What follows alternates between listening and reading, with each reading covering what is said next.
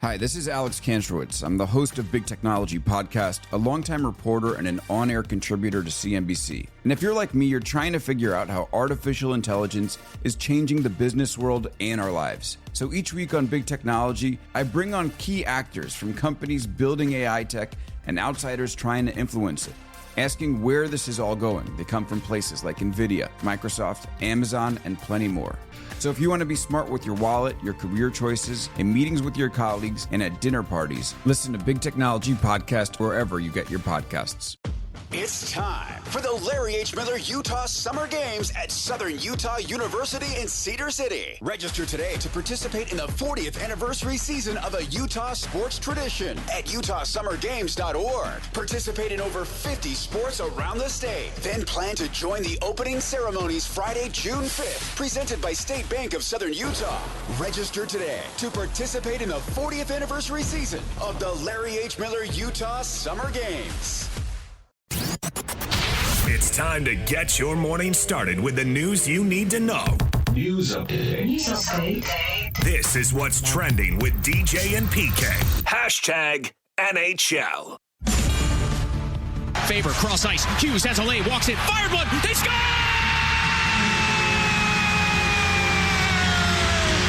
Quinn Hughes from the left circle. Banked it in. It's intercepted by Terry. Rattles it off the glass to the point. Poked ahead to center ice. Leo Carlson looks at the empty net. He scores! You just try to do what, makes you successful throughout the game, throughout the series. You learn their team's, instincts and things that they like to do, and you try to break that down and just get better each game at that. And I think just, playing our game. There's Clayton Keller on Game 6. What have the Mammoth learned? What are they going to do tonight? It's an elimination game. The Vegas Golden Knights trying to end it, close it out. Utah trying to send it back for Game 7 Sunday in Sin City.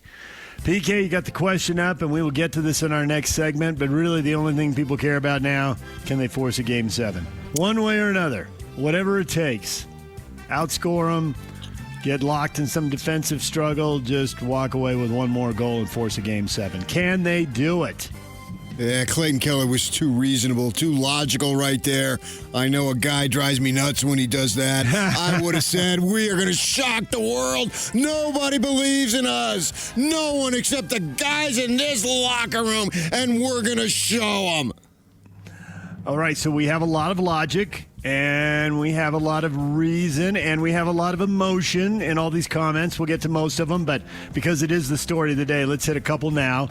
Massimo Del French, they've got a big chance to win. The Wild upset Dallas. The Ducks upset Edmonton. If Boston upsets Buffalo, there's going to be the year of the upset, so we will upset Vegas. Villanova beat Georgetown. You can go on and on.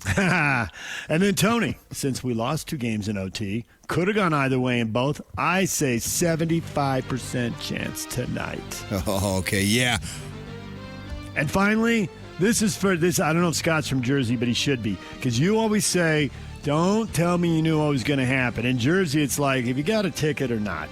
Don't talk to me about what you knew. Do you have a ticket or not? Put your money where your mouth is. And Scott says, I put a deposit in for round 2 luxury suites. Ooh. What does that say to you about my confidence?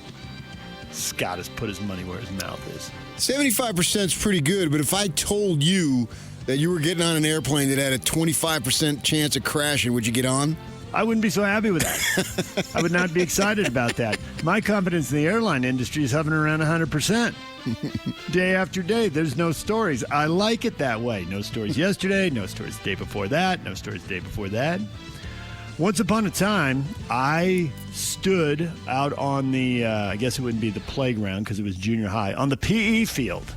And I sat on this mesa in San Diego, and I looked up, as did the whole class, thought, that's a lot of smoke over there. And it was a tragic midair collision in San Diego. And you don't really stop thinking about that stuff, man. That just, I can close my eyes and see that smoke right now. The airline industry is at and they're not 100%, but they're awfully close. And you don't forget that one. So it was a tragic one, not just a run-of-the-mill one. Exactly. It wasn't like a crash landing. It was a crash. A lot of times you hear, it was a near-air disaster, and they had to foam the runway, and but people didn't, Okay, suppose you had someone who was close to you with a medical condition, and they said this person has an 80% chance of survival. Well, when you walk into those kind of appointments, since we both have experience in that area, I suppose that it depends on whether you thought the odds were 8% or 98%. It goes against whatever your gut is in that moment. If you're expecting 8 and they tell you 8, you're like, oh, okay. But yeah, we all want to hear 100. But we don't even want to go to that appointment. Suppose you go to the dog track appointment, and you want to bet on a greyhound, and it has a 75% chance. Are you taking it? See, then that's where you and I are standing at the track, allegedly, if that ever happened. And you'd be like, you're going to take the 75%. You always bet on the favorite. You'd be all over me for doing that. Yeah, it's just funny. Painting different scenarios, you feel different about the same number. I totally agree. Totally agree. I think a lot of it does go to expectations. What are your expectations? And actually, I thought pretty good with the 75% because I was thinking it seems like these games are almost all coin flips except for Game 3. Right. Now, they have won 3 of the 4 coin flips, and the one multi-goal coast to the finish line, have a lot of confidence game in this series was Game 3, and the Mammoth won it. So maybe they just aren't as good in close, tight games. Not yet. Right. Or maybe it's coin flips and the flips. If we flipped a coin right now, even though it'd be 50-50 in the long run, it might be 3-1 after 4 coin flips. And who's to say they don't come out with a ton of emotion and do what they did in Game 3? They should. Yeah. All right, we've got much more on this coming up. Stay with us. It's the question today. Tons of reaction from all of you about Game 6 tonight at the Delta Center. And it's scheduled to get underway at 8 o'clock. We know it'll be 8:15 or 8:20. It's just like a college football thing. Same thing. Doubleheader. When does the game before it end? How long do they hold the start? Pregame show starts at 7 here on The Zone. The winner of this series plays Anaheim. Anaheim beat Edmonton 5-2. They win the series 4-2. Edmonton just given up way too many goals. They gave up 4 goals in the 2 games they won, but they gave up 22 goals in the 4 they lost. Their defense, or lack thereof, sends them home. Minnesota knocked out Dallas, so Minnesota's going to play Colorado in the other second-round series in the West. Minnesota won that game 5-2. Dallas also gave up, I think, 18 goals in the 4 games they lost. Just couldn't get stops. Tampa Bay, Montreal, and Buffalo, Boston tonight are the early games. DJ and PK. Hashtag NBA. We're obviously the better team, I feel like. So just knowing that, being confident, trusting our work, just telling us to be us. I just feel like from top to bottom, you can say it's an opinion, you can say I'm biased, but I just think we're the better team. He feels like obviously the Rockets are the better team. What's the best way to respond to a group that obviously has confidence growing over there? I don't care about like that, bro. The game is won between the 4 lines. I don't give a damn who cares. Of course you say it. Why would you say, no, we're not the better team? Like, ask one of them young guys that question. I'm too old for that. There's LeBron on Jabari Smith Jr.'s comments. Houston down 3-0 has now made it 3-2 in that series. They've got Game 6 tonight. LeBron, just too old for that nonsense. Of course he's going to say. He didn't say nonsense. Out there and say, I bet we get our butts kicked tonight. Well, I would ask LeBron, what do you think of taxing Social Security? There you go. Now you're getting an answer. So, full disclosure, PK, I did not feel the need to be right there for the opening tip-off of an Eastern Conference playoff series. But, of course, I wondered what was going on. I turned it on, and I was too late to the party. Because when I turned that game on in the second quarter, I had stuff going on. I'm like, let's see what's going on. Knicks by 40. What? And while I'm watching, it went to 50. I've never seen anything like that. 50-point lead in the first half. That doesn't happen in the NBA playoffs. Oh, no, it was just shocking. That's embarrassing for Atlanta, which is, kind of a middling fan base. You got to give them a reason to go, and they go, and they're blown away. It was getting to 30 and 35, and I was counting it, and my wife had to go out. And so she was coming in and out of the room, and I'm yelling to her, it's 30, it's 33. And it's like, you're kidding me. I said, no. And so she got in the car. She goes out the door to get goes in the garage, and I said, it's 45. And then she starts up the car. I text her, it's 47. It's like she wants these updates. Like she cares about the Knicks and all. And then as she's driving out, she plays along. Okay, keep me posted. And she came back, and it was like 50, because she's gone maybe a half hour, in which, included halftime. That's 50. How come you didn't keep me posted? Oh, I thought you were just kidding. I was. Minnesota knocked Denver out. Jokic with a good post-game bye at championship. Oh, went out in the first round. I guess we're a long ways away. Minnesota beats it. Minnesota missing multiple guys, missing 3 guys, including their leading scorer. And it's 110-98. Minnesota holds Denver under 100 points again. I bet when we talk to David Locke at 8:30, he's going to bring up, Rudy, defense, he can still do it. Now, I don't know if he can do it in the second round. I think you and I both think he's not going to be able to do it in the second round. But he helped get him past Denver when a lot of guys were missing. Yeah, I just think that you look at the Minnesota depth, I think it's just simply better than what Denver. Yeah. Denver, Aaron Gordon out there, and they traded Porter Jr. And their guys. They got 2 frontline guys, and Murray was off obviously, and then outside of those 2 frontline guys is like, who else? They don't have anybody. They need all their guys, and maybe they don't win the series either way. But they just don't have enough meat there with, Aaron Gordon, Peyton Watson was out, and their lineup, their playing rotation is just not deep enough, whereas Minnesota's, they've got 2 or 3 guys that can come in there and sort of be interchangeable, and they just have more talent compared to Denver. Now, what do they have in the second round? If they don't have Anthony Edwards, obviously they're not going to have, what's-his-face, DiVincenzo. He already had the cast on. Looked like he might have already had surgery sitting over there. That was pretty quick. So it just goes to there are tiers in the West, and it just looks like the top tier is the Thunder and Spurs. And the next group, Nuggets, Lakers, Rockets, Timberwolves. They have an interesting first-round series. Somebody's got to win, somebody's got to lose, as you like to say. But it's a little hard for me to see any of these teams, no matter who emerges, and obviously Minnesota has. And we'll see what happens with the Laker-Rocket series, handling the Thunder and Spurs. Yeah, and the Blazers and Suns, I think, are even a notch below that. All three of those guys. The Jazz jumping next year. Which of those 3 groups can they get into? Those 3 teams all have major injuries. They do. So they really just don't have much of a chance. Maybe they wouldn't have won it either way. I suspect they wouldn't have either way. But to your point, however big the gap was before, it's bigger now as they all miss at least a key player, if not key players. Right. I just would have won 2 players rather than players. Players. Well, I just would have said, a key player or 2 rather than a key player or players. Well, Minnesota's down 3 now, so we'll see. But do you think the Jazz can jump into that Portland-Phoenix group, or can they jump all the way? I think we both think it. They better jump into the Portland-Phoenix group, but can they jump into that Denver, Houston, LA, Minnesota group? Well, that is an incomplete roster right now, so I can't answer that because I know in conversation there's more coming. They are, literally, yes. Yes. We don't know who they're going to add in the draft, and we talk about it every Friday with Locke. There's multiple things we expect them to try and accomplish here with the roster.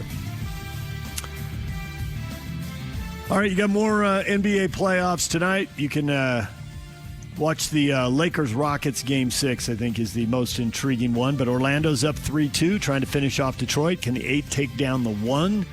And Cleveland's up 3-2 on Toronto, trying to finish that series off. There's the 3 games tonight. Also, the NBA has asked the Commodity Futures Trading Commission to impose tighter restrictions on players, game officials, and team staff to ensure prediction markets don't undermine sports integrity and fan confidence. So they're just never going to be able to talk about who's in the lineup and who's out and injuries and all that stuff. What else can they do? I've never even heard of this Community Future Trading Commission. Me either. Yeah. All right, DJ and PK. Hashtag college basketball.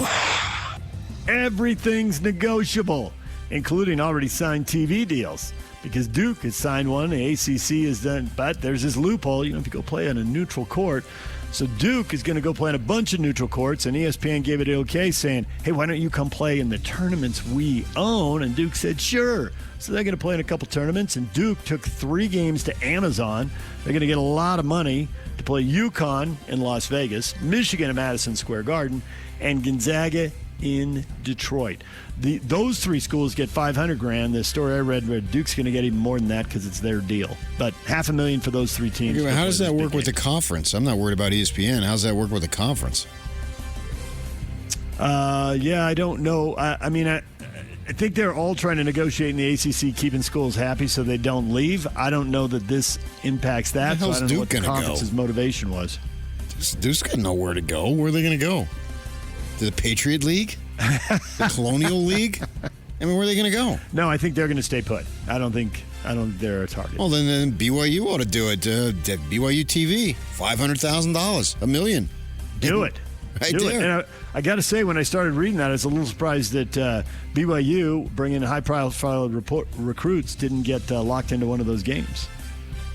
I mean, those are three rock-solid opponents right there. Let's see, you got the defending national champions.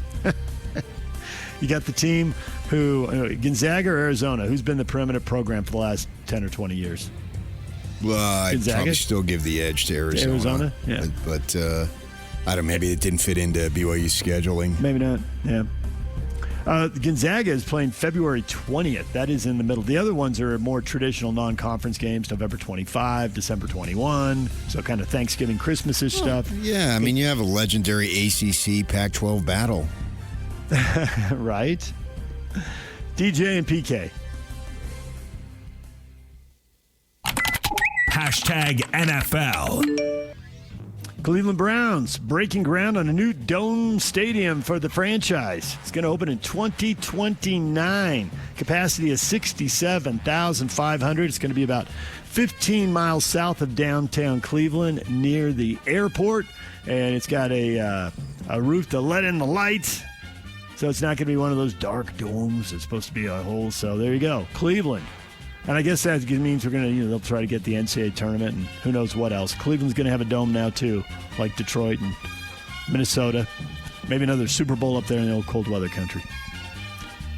Sweet. DJ and PK. #college football. Texas Tech quarterback Brendan Sorsby's status remains in question. There has been speculation about him going to the NFL supplemental draft, but reports from the NFL say the league might not approve him to enter it due to the gambling allegations against him, as the NFL bans those who bet on their team a minimum of 2 years. So, one more thing as he tries to consider. Well, he has no team to bet forward. on in the NFL. You what? He has no team to bet on in the NFL. Right, but the fact that he did bet on games. Well, sure, they were going to always have to research that through and through. And then if they want him, if his talent is good enough, they spin it in a manner, oh, no, we got that covered. Yeah. I mean, they've taken on guys who've had all sorts of trouble. And still, who's the tight end who ended up killing himself from the Patriots. Yeah, I mean that's, well, they've had tons of guys, not tons of guys, but they've had a few guys. And so this was always going to happen. He was going to have someone vet him to the ultimate degree to make sure that... I wonder if the middle ground is here, he's going to end up playing in the UFL or the CFL. Depends on what they find out and what level of addiction. This is serious stuff. DJ and PK. #Major League Baseball. And the 2-2. Rutschman swings it, he drives it deep left center field. Matthews back onto the warning track, leaps at the wall, and makes an unbelievable catch. Or did it go over the wall? It went over the wall. It went over the wall. Wow! Adley Rutschman sent it to the top of the fence in front of the Orioles bullpen. Matthews went crashing into the wall. It looked like he had it, and then the bullpen exploded. It's a grand slam! Highlights from Major League Baseball. There were some runs scored yesterday. You got your grand slams. You got a bunch of teams in double digits. Orioles blowing out the Astros 10-3. Cardinals also double digits, 10-5 over the Pirates. Cardinals have won 4 in a row. They got a nice little thing going. Astros 11-5 over the Orioles, and the Brewers 13-1 over the Diamondbacks. Sometimes guys can just swing the bats, PK, and it seems contagious throughout Major League Baseball. Yeah, what's funny is that Skeens is like 0-5 against the Cardinals. And they roughed him up. That didn't make any sense. Nope. 10 runs on 14 hits. Skeens takes the L for the Pirates as the Cardinals win. The Phillies won, so Don Mattingly's Magic, they are suddenly 3-0. beat the Giants 3-2 and 6-5 as they sweep a doubleheader. The Phillies are back. Look at the team of your youth. Here they come. What in the name of Mike Schmidt is going on around there? Well, Schmidt happened, and it's happening again now. Harper happens. For all their problems, at least the Phillies aren't in last place because the worst team in Major League Baseball right now, the Mets, lose again. 10-21, not even winning a third of their games. They're getting back into what Casey Stengel once labeled amazing territory. Well, the whole first month now that we're into May has been a masterpiece of you-know-what. Yes, that it has. Bees picked up a win. They beat the Sacramento Rivercats 4-2. They play again tonight, 6:35. Tony Parks on the call. That'll be on 102.7 HD2. And the Mammoth game will be on 97.5 and 1280. That was a masterpiece of dog shit. DJ and PK. Hashtag RSL. Real Salt Lake trying to avoid a 3-game losing streak. They're hosting Portland tomorrow. Pablo Mastroeni is going to join us coming up later in the show. He will be here at 9 o'clock. They don't have a lot of losing streaks under Pablo. 3-gamer would be awfully rare. Portland is down near the bottom of the standings and has been rotating through guys with some injuries and some changes, so maybe RSL can get back on track after suffering a pair of losses. Yeah. I mean, afternoon game. How come it's an afternoon game? I don't know. They don't usually do that. Apple has been moving games. They kind of tweaked the TV package. They had a rare Sunday game last week. They've been breaking two games out. For a while, they were putting them all at the exact same time. I think this game is on Fox as well as Apple, so that's why they moved it up. Okay. Sweet, man. Fox? 2:45, this one will get underway. Pregame will start at 1:30 here on the Zone. Okay, can I synchronize the TV with the hometown radio announcer? Because that's, I can't go without you. Yeah, that's a good question, PK. You can on Apple on a home game. Oh, I know I can. Don't know about TV. I know I can, man. I've been doing it. I haven't. I don't know about TV. I don't know how long the signal takes to get to your house. About 20 minutes. Then no. No, maybe about 10. Takes me about 10 minutes to get down to the stadium. Maybe at that 13th and 94th of that light if I don't catch it right. You would need the radio signal to get there slower. So if you do it off the air, probably no. But if you use the signal off the stream, you might have a chance. There you go. You can really work at it, PK, if it's that important to you. I told him, Yak, on Monday, I said, how come he doesn't bring the same enthusiasm to the radio show? I want to hear the same, if he's making a good point, I want to hear the same enthusiasm as if a goal is scored. Yeah, or an almost happened. That's not great radio. It'd be outstanding radio. What are you talking about? I mean, we're in our 25th year. Pretty much anything we do is outstanding radio. Well, you might have a point there. But I did hear that in my early days in radio on a show right across the hallway. And I heard multiple times, those two shouldn't be doing that. It's not going to work. One of them's going to get fired. And sure enough, it happened. Well, as long as it's not me getting fired, I don't care. Your brilliant career advice gets me whacked. Awesome. Utah Royals try to continue their win streak. They got Angel City tomorrow night, and you can listen to that on The Zone. Those games will be back-to-back on 97.5 The Zone. That is what is trending. It's brought to you by Shamrock Plumbing. There's no job too big or too small. Get the personal touch with Shamrock Plumbing. Coming up, David Locke's here at 8:30. Pablo Mastroeni joins us at 9. Cole Bagley talking Mammoth in the playoffs at 9:30. We got more on the question today. The Utah Mammoth, can they win Game 7? We'll get to that next. Right here. DJ and PK. It's 97.5, the KSL Sports Zone.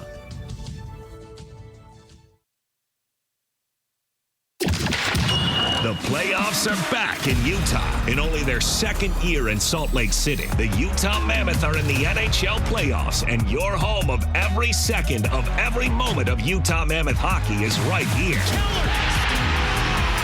On 97.5, the KSL Sports Zone, as the Mammoth make their run to a Stanley Cup. Keep it right here on The Zone for the best coverage of Mammoth hockey. This is 97.5, the KSL Sports Zone.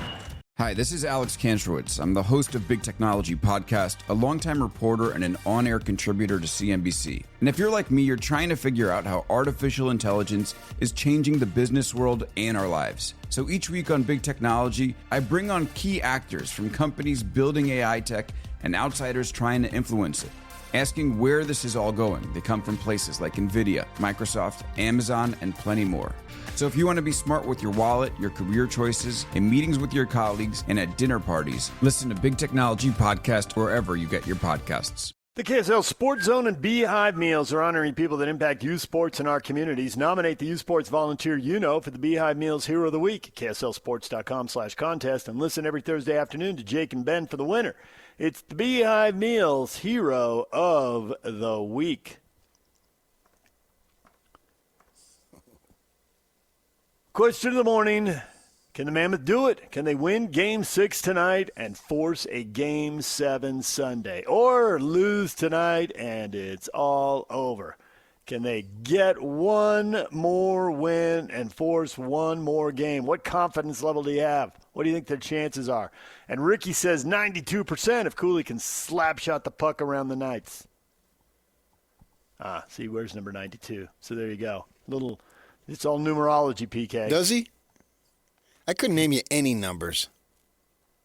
How do you recognize guys? Can you tell body types? Well, yeah, body types, yeah. Keller's an easy one for me to pick out. He's just smaller. Yeah, obviously. He also has a distinctive way of carrying himself. He always seems like he's about to do something. It's like he's an edgy guy waiting to explode. I was thinking about this with the Jazz, too. I literally don't know any number on any player. I could not tell you what Markkanen's number is for the life of me. I would just be guessing. In basketball, I never know. In hockey, I do a few of them. I don't know all of them. I mean, you got to memorize. It's a bigger roster, you know. I can't recall any of them. And it bugs me to watch the Yankees and the USC Trojans. Put the freaking names on the back so I know who they are. I agree. It's not that hard. And also, put numbers that really pop if you're going to do it. The numbers that kind of blend in with the jersey, useless. What are you doing? Have some contrast. Sergachev's 98. A few of them jump out. That's the ultimate goal of my life. Have some contrast.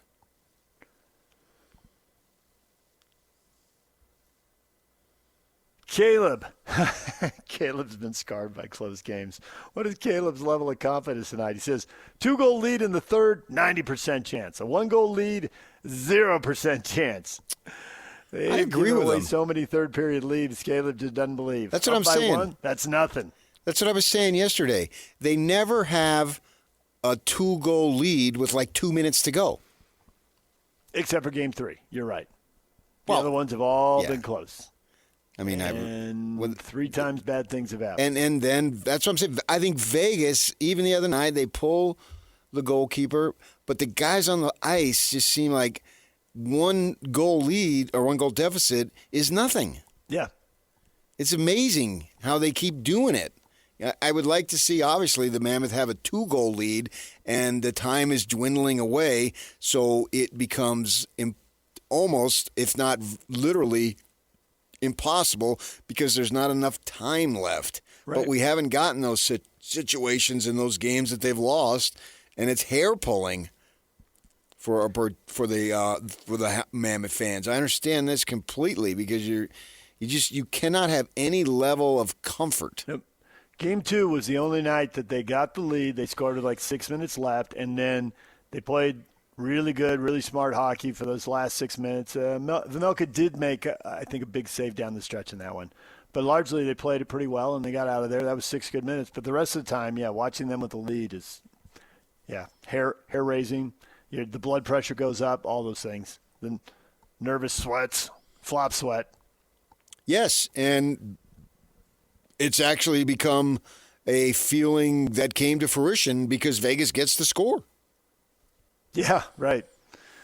Jesse, they blew their chance the last 2 games. Now they can start renovations again.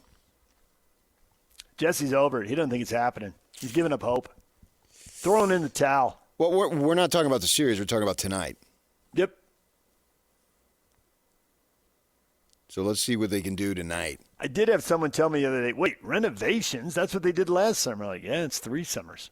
So that was the lower bowl. Now they're doing half of the upper bowl. And then the other half of the upper bowl in year 3. Well, I drive on the west side of that arena every morning. The garage and back, you see that. That's been ongoing forever. Yep. Yeah, they used to have surface parking down in a pit down there by the security entrance, and now they're just building that garage straight up in the air over it. Claiming the airspace. Ken, I'm just waiting for football. He's also given up. It's over. On to college football for Ken. Nothing to see here. I want tonight. I'm talking about tonight. If you want to talk about the series, I can buy that logic. But I'm talking about winning a game tonight because certainly I think if they get an opportunity to play Game 7, even if lost, it's valuable experience. Yep. This is a situation, obviously, in town, but together as a team, you can argue, it's just a starting point here.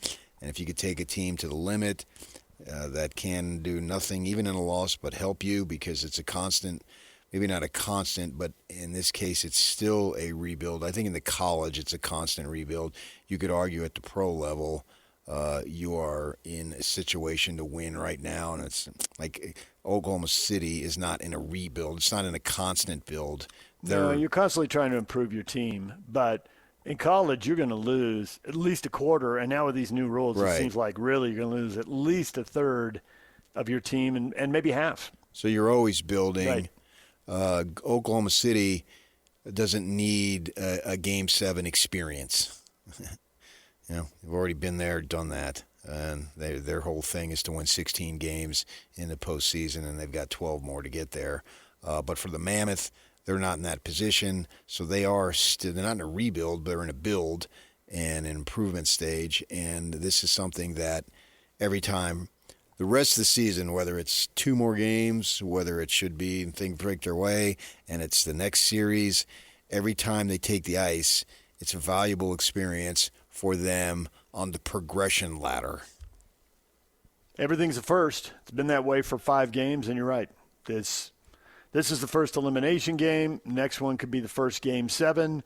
And if they find their way back and win the series, then they get to the second round and they feel what that's like for the first time. So that's presumably they're going to have to do all these things. There'll be more elimination games. There'll be more Game 7s. There'll be second round series. And the sooner you find out what they're like, maybe the better you can handle them. That'd be the hope. And the better management can evaluate guys in pressure situations. Absolutely. And so they can figure out other things there. The job literally is never done. And so with this in mind, see that what they have, I don't see anything that you look at and say, oh, man, that was a waste from here on out. Yeah, and the thing about the job is never done, it would be easy to say, well, it's done when you pick up that trophy and the confetti's raining down. And we can ask Pablo about it because he told us once a long time ago that when they won the championship when he was playing in Colorado, he said it was cool and it was awesome. He said, and then about a week after, it is like the text stopped coming, the phone calls stopped, everyone goes on with life. You're like, well, I better go out and start running. I better get on the bike. And here we go again. So even when you win it, it's a slight pause while you celebrate. But from a guy who got to do it, it was a week. Right. But I do think back to work. Then you need to celebrate wildly in those situations. Yes. Don't shortchange the celebration because of the fact that there's a next one. The only time there's not a next one is when you're done. Whether you as a player retire, whether you as an executive retire, I understand that. But you must take the opportunity, if it comes your way, to celebrate and enjoy whatever it is that you just accomplished. And if it's winning a title, that's the ultimate in whatever sport you're after. And so you should celebrate that in context. That's something that I think sometimes gets lost. Jerry West talked about that and the constant torture. And you got to be able to enjoy it, or it becomes something that is almost to the level of a torture, at least mentally. So enjoy. And if Vegas wins tonight, I think they should celebrate. Yep. There's various forms of celebration along the way. I mean, baseball catches a lot of grief. They clinched a wild card, and they put the tarps on the locker rooms and the goggles, and they start spraying champagne. Wait a second. You won 84 games. You're in a locker. You only got the wild card. But why not? Why not celebrate it? Build some team chemistry and some camaraderie and all that type of stuff because you've checked off a goal. And yeah, so I mean, I guess to the point maybe for the Dodgers, if they were to get the wild card this year, if the Padres got the division and the Dodgers got the wild card, I'm not sure I would celebrate wildly if I'm the Dodgers. I understand that. 2-time defending World Series champs. Yeah, we got the wild card, baby. Right. Yeah, unless it was like you needed that game and it was game 161 or something. Yeah. We don't see that happening, but if it were that, I've got no problem with the celebrations. Absolutely. Enjoy it, man. Various confidence levels here. There are some people really confident. I mean, the nature of these close games, you could argue neither team's back down from a challenge. Neither team's back down from a deficit. Both teams have bounced back after losing games. So in this whole coin flip type scenario, why wouldn't it be the Mammoth who win tonight? And I think that's what Matt's lining up on that point. He says odds of winning 99.9999999. Looks like about 8 nines out there. No. And Brandon is 110% confident. Can't be. You want to go Sam, 80%? There's no such thing as 110%. That's true. There isn't. They do not have a 110% chance to win the game. 100% is it. Byron Scott used to say that all the time. Everything else is an expression. You got to give 110%. I wanted to take him off the side and say, Byron, you can't do that. You can have your investments grow or what have you, but you can't give 110%. He'd always say that. Got to give 110%. No. He wouldn't do that. You can't do that. Give the max. That's 100. I don't believe they have a 99, whatever extended nines you want to go for as far as that percentage. This series has been unpredictable in its predictableness or predictability. The series was tied 1-1. The series was tied 2-2. The last game was tied 1-1, 2-2, 3-3, 4-4. Seems like they're pretty even. Yeah, and then the games, down 3-0, I thought they were left for dead. Yep. I thought it was over. I thought they were going to pound them. I thought it was over. Vegas, all right, you asserted yourself. No. Even in that was a game, they lost that game, right? They did. That was game 4. That was an incredible comeback that presents a foundation upon which can be built. That's what I'm talking about. That you lost the game. Ultimately, the literal reason for playing it was not achieved, but still, where they are, that was valuable, and that was a foundational piece that a lot of stuff can be drawn upon from. Absolutely, man. So in the big picture, it's something that you can gain. And you lost the game, and so, it doesn't have the same feel. But the fact that they had to do all the things that they needed to do, that should provide all sorts of confidence. I mean, you hear it in the Bear in Torney's conversation or his post-game comments. He seems to be very positive about what he's saying. We're happy with the way we played. He said that the other night. And I think there's a lot of truth to what he's saying. I don't think he's trying to send a message completely. I mean, he probably is to a degree, but I think he's got a foundation for what he's saying because even in these losses, there has been a lot of positive. You can't ignore it. You don't want to just say moral victory. We understand that. No, any athlete, any coach at any level, the second they say it's a moral victory, you're going to just get lambasted. You can't do that. We understand. Even if you want to do that, you can't do that. But you can draw positives from defeat. Absolutely you can. And especially this team, you're playing your guys, and they showed a lot of toughness mentally and physically to be able to come back from a 3-0 deficit. That says not only that, but take the lead. And then Vegas does what it does. That's why I think Vegas believes in itself collectively a little bit more than the Mammoth do right now, which is, I think, is going to be the difference. Mentally, I can see why you say that. Physically, their ability to score when they have the extra skater, whether it's in the penalty power play, penalty kill situation, or whether it's been at the end of the games, pulling the goaltender. That's the difference. All these one-goal games, when Utah pulls their goalie, they give up the empty netter in game 1. But when Vegas pulls their guy in desperation in the last 2 minutes of game 5, they get the goal they need to go to overtime. And we've already covered the power play. Utah's at 7%, and that's not, 1 for 14 isn't good enough. They got to do better. So it's really small margins. But to your point, confidence, the experience confidence line we heard so much about through 5 games, it looks like it's playing out. Yeah. All right, DJ and PK. We'll leave that right there for now. We got much more hockey coming up later this morning. Cole Bagley is going to join us. Later in the show, we'll talk about Game 6 with him and all the little things that could change everything at 9:30. David Locke is coming up at 8:30. And, man, we're not even to the draft. We're not even to the draft lottery. And, PK, we're already hearing about the next draft and another Cougar at the top of that. Stay tuned for that. DJ and PK. It's 97.5, the KSL Sports Zone. They've been doing it for a while. This is Jake Scott and Ben Anderson.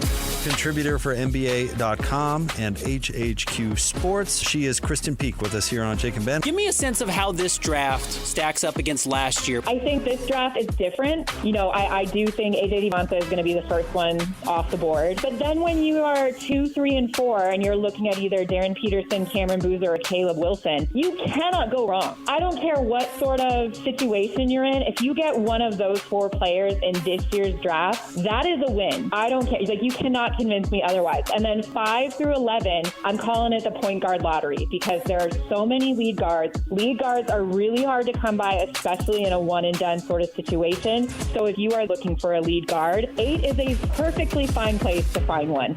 Catch Jake and Ben afternoons from 2 to 6 on 97.5, the KSL Sports Zone. Hi, this is Alex Kantrowitz. I'm the host of Big Technology Podcast, a longtime reporter and an on-air contributor to CNBC. And if you're like me, you're trying to figure out how artificial intelligence is changing the business world and our lives. So each week on Big Technology, I bring on key actors from companies building AI tech and outsiders trying to influence it, asking where this is all going. They come from places like NVIDIA, Microsoft, Amazon, and plenty more. So if you want to be smart with your wallet, your career choices, in meetings with your colleagues, and at dinner parties, listen to Big Technology Podcast wherever you get your podcasts. It's never too early, PK. We're going to take them not one game at a time, not one draft at a time. We're going to take them 2 drafts at a time. There are mock NBA drafts showing up that have A.J. Devonta going first this year, Bruce Branch going number 1 next year. Can you imagine 2 Cougars going number 1 in consecutive drafts? To which Aaron says, I can, and me love it. I can't. That would be no and no. You can't imagine it? No and no? And Bruce Branch, he's extending the olive branch. I've seen him on Twitter multiple times talking about how he loves being here and he just got here. This is crazy, man. I thought the brothers, they hated being around here. Something in the water in Provo? It's amazing that they love being around there. He's home. He's come home. This is awesome, man. Jason says, how much is Ryan paying him? I've been told $17 million. I've been told repeatedly Ryan is not the biggest basketball booster. He's the biggest name, and he's the most visible, but he's not writing the biggest check. Oh, well, that's even better then. He's also restricted as an NBA owner. Is it in the restricted area? Sure, the restricted area in terms of influencing such matters. He can't take a charge, nor is he going to charge these payments on his card. Yeah, but I mean, he can a wink, wink. Here, man. I got you covered in the organization. Get you a good job with the hockey team when you're done playing. Because that's what everybody craves. Tyler, though, is more to the point. Can you imagine 2 BYU players going number 1 in consecutive drafts? Nope. Yeah, me either. I did read a story yesterday that people should, an unnamed former NBA executive, well, hey, come on, some retired dude, put your name on it. What does it matter? Anyway, it was that people ought to look at Peterson. He's taking a lot of heat for not playing 10 games and then sitting out, large portions, second halves and stuff of other games, but that if he is just protecting his body based on advice he's getting, and really, would that scenario be that different than the Ace Bailey scenario last year? I mean, it's a little different, granted, but it's not necessarily that different. You know, you got this strategy that somebody else is, and now you got a teenager who isn't going to tell the adults no. And now, man, the image that was being put out there of Ace Bailey doesn't match what we watched over the course of a season or what his coach and teammates said they saw over the course of a season. It's night and day. It's totally different. Well, what if Peterson's totally different? And so the unnamed executive is going on about, Peterson is different. Now, you got to do your homework and find out what's going on, but he was very impressed. Although DeBonsa does seem to be consensus number one now. Yes, he does. That's what I've been saying. I'm not concerned about what happened if I feel like I've done my extensive research. Now, if I do my extensive research and it ends up showing that, hey, there is an issue, okay. But, I mean, we're gonna crack on Peterson here. And I watched the 76ers, and they've just pushed the Celtics to the limit. Mm-hmm. And arguably their best player, that would be Joel Embiid. He played 38 games in the regular season. 38 games. He played a college season. Yep, 41 is half, and he only got to 38. But if they beat the Celtics, Sixer fans will be so happy they won't complain. He's fragile. Put him in a glass case. Put the glass man in a glass case and bring him out in the playoffs and beat the Celtics. Right. That's something Sixer fans can sign off on. And he's played 3 postseason games, and I'm looking at it right now. 26 points, 8 boards, 7.3 assists. He a player. Really good. That's what LeBron is doing, basically. Look at LeBron's playoff numbers. That's pretty close. Right. Yeah. And he hasn't been hitting the 3. He's a 34% career shooter from 3, and he's shooting 12.5% so far in the 3 games. So he doesn't have that working for him. So I'm going to crack on Peterson because he sat out. Hey, who knows what would have happened? And I'm not saying it doesn't cause concern, but if he would have gone down and gotten hurt, all those people who are complaining, and I want to use a stronger word, would they fork up the money that he would lose out on? Probably not. So STFU. Now, if the Jazz and Austin Ainge knows this, is anything I tell him, he's not going to be surprised if they end up where it looks like they have the opportunity to draft him. Well, they better have researched it backwards and forwards 500 times. I read a story when this became an issue midseason, and the writer did, to the best of a writer's abilities, the kind of research an NBA team would do. Now, the writer isn't going to hire private detectives and all that kind of, but they did go talk to people who knew him from high school, who knew him from AAU ball, who'd known him for years, and right down the line, just one glowing quote after another. And even some, I don't know what's going on because that isn't this kid. That's not who I saw the last, 3, 4, 5 years, however long they'd interacted with him. And so that's the kind of stuff they got to do, and they got to dive deeper into what's going on at Kansas. And it'll be interesting to see what, Self and people on the staff are willing to say, especially the people they might have relationships with. You were talking about how, just as a beat writer, you developed relationships with people that you can still name today. You were doing that yesterday.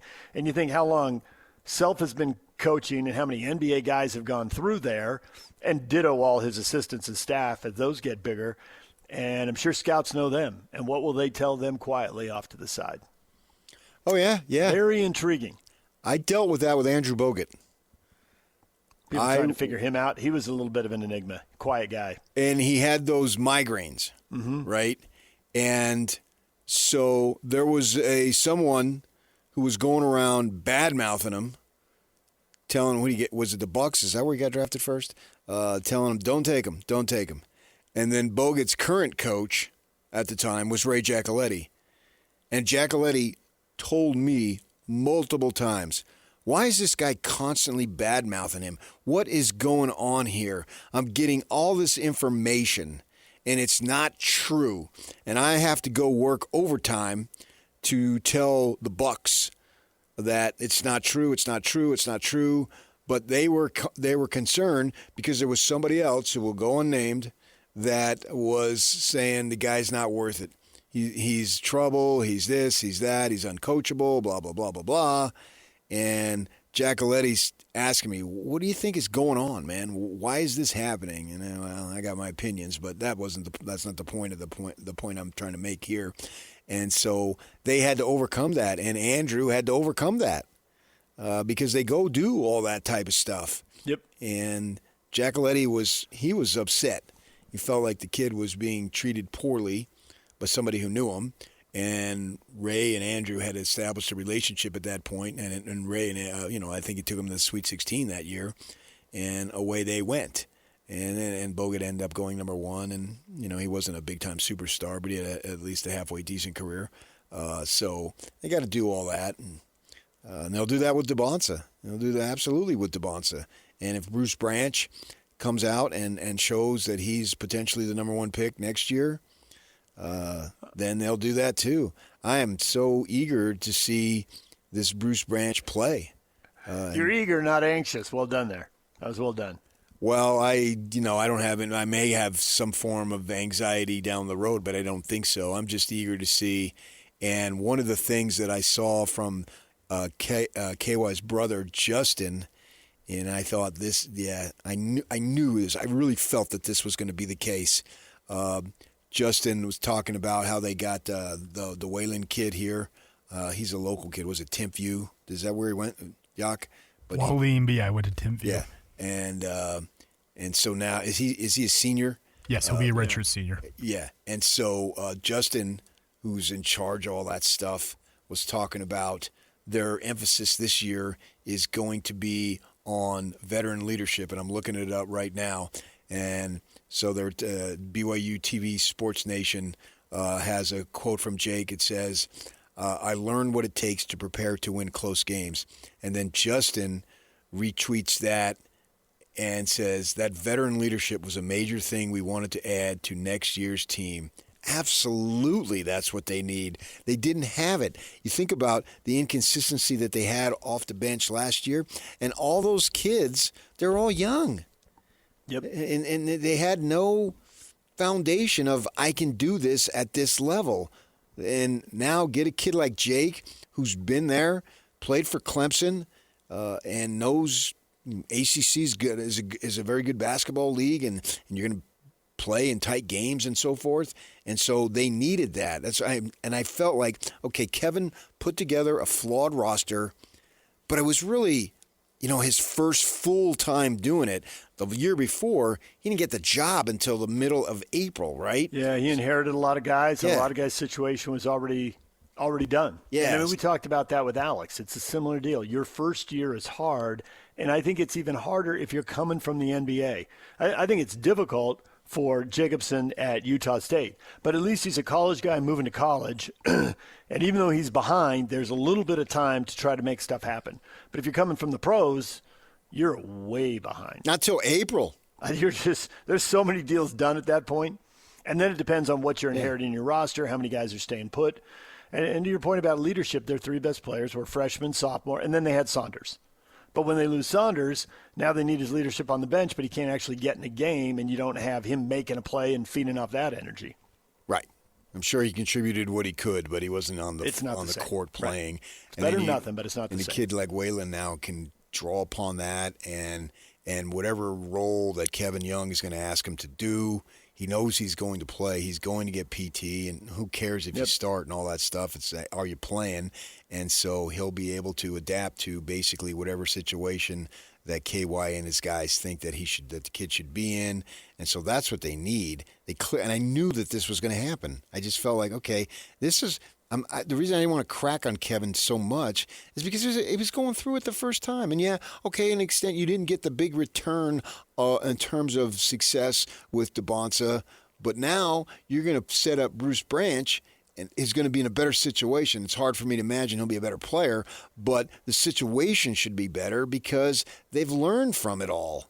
And Kevin will probably say that. And so I expect and anticipate that they'll have a better basketball team in 2026 than they had this past season. And there'll still be some of what other coaches have gone through. The pipeline at BYU just takes so much longer, and I really think it has to be built differently. He can probably bring in a couple of freshmen, maybe one of them plays, and he can have maybe 1 or 2 projects, but kids don't really want to sit. So I think the new model is going to be recruiting the high school kids, but the recruiting message is you need to go to School X. And I think there'll be a handful of coaches and programs that they learn to trust. That's another thing they have to learn. I think obviously UVU is developing players. I think that's beyond discussion right now. That's just a fact. And so a place like UVU, and they will probably develop a few other schools and say, go play there. They may develop some, in Mountain West, Pac-12, Atlantic 10, where the competition, maybe they view it as a little better. Because they do, I think, like getting guys out of the ACC. I don't know how many guys they can send there. Time will tell. But they got to send guys with a message, go play for a year or 2 or 3. We're going to keep watching you, and we'll bring you back. But we're going to bring you back when you can play. Yak says we're going to Rick real quick. What? Yak, we're going to the phones? This is old school. Let's do it.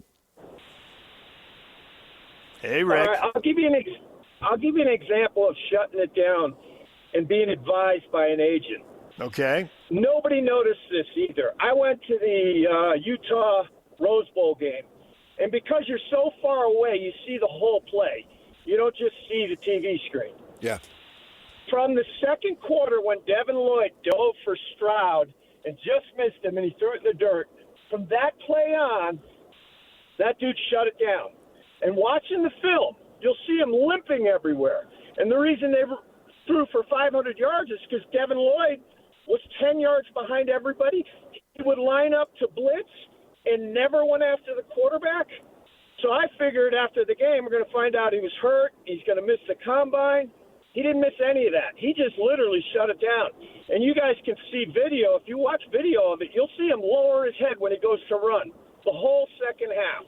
Nobody ever talked about that. That's the reason they got killed in the second half.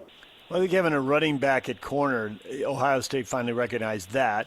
But that's an interesting point about Lloyd. I hadn't heard that before. Thanks for the call, Rick.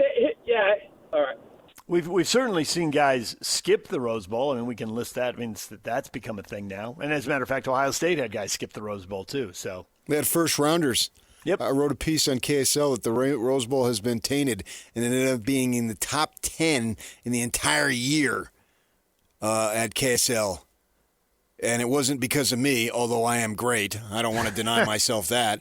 It was the fact that a bunch of Ohio State people took it and had it for days. That somebody dare say that, but it was true. And I don't know about that Devin Lloyd situation. I'll be honest. I'd have to go back and check, and I might do that.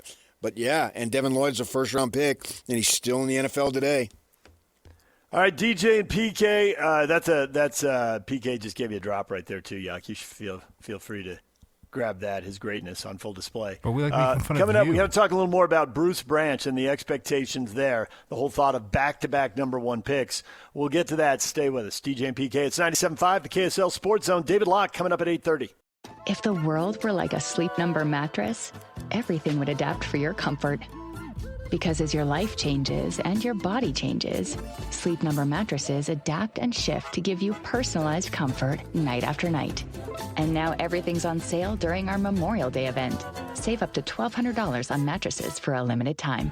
To experience a whole new world of comfort, visit a Sleep Number store or go to sleepnumber.com. Sleep Number, to a good life sleep.